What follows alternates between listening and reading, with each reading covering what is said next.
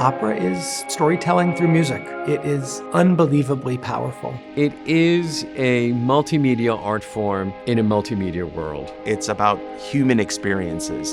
The music touches your soul. It absolutely changes your life. I aspire for our organization to reach world domination of opera.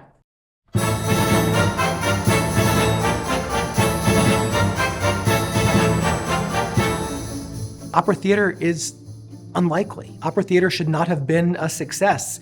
Many efforts for opera had failed in St. Louis, and in 1976, James Van Sant and Lee Jardine and Larry Browning came together to say we should found an opera company. Founding fathers got together and said, well, how should we go about this? And they contacted Richard Gaddis, who was the artistic administrator at Santa Fe, and said, would you come and consult with us?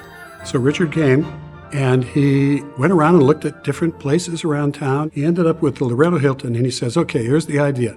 You perform in the Loretto Hilton, you do opera in English, opera that has young artists who are on the verge of important careers, and you do it in a spring season that's contained so that you don't have a lot of overhead. He meant so much to my generation. Richard was always available for a talent he believed in.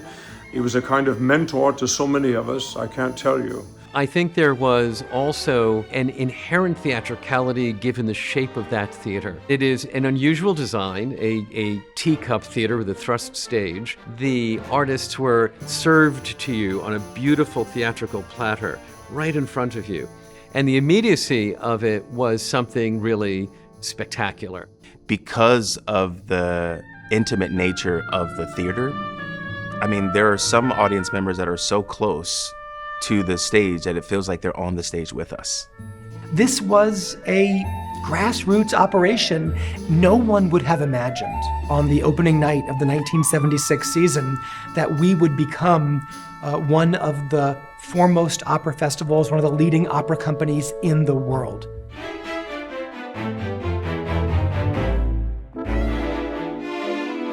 Opera theater really started what I think of as the great reformation of American opera, as it moved away from an exclusive dependence on the inherited repertoire and began to become connected to the world around us. As humanity changes, as we grow and we evolve as people, those stories make a difference. One thing that's really special about opera theater is their intentionality about inviting people in. When I think about new works or the Terence Blanchard premieres and just all of the different artists that we've worked with to bring new and exciting stories to the table, a new twist on old stories that make it accessible for people who don't think opera is for them, younger people, but still relevant and feel good for the main patrons and folks who have supported this organization for 50 years. Probably the most special aspect of OTSL is their attention to nurturing young talent. Really, opera theater is responsible for a lot of what's happening for me today.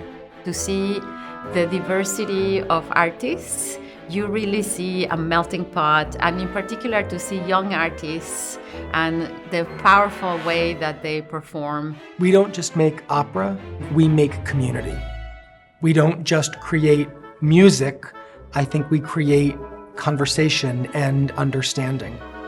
Opera season is its own special time. You join together, you hear wonderful music. It's a community that is very important and special. The story that it portrays, it's just a beautiful experience. The stage is very intimate, so it's like you're right there in that. And then sometimes they come through the audience going to the stage, they engulf you into the opera. So the way this company does it, it is on another level for me. Pillars like Opera Theater St. Louis, who've been around for 50 years, help us to know that you can be a creative and thrive in St. Louis. The company and opera, the way they produce it, means the world to them. And you still feel the passion that was present when the company was only 8 or 10 years old. When you travel around the world and you attend other operas, you realize Opera Theater of St. Louis is second to none. all of the people who have helped us to get here, all of the artists and artisans whose careers have been launched, all of the world premieres and productions that have put opera theater on the map. And for all that celebration, I firmly believe that the best is yet to come.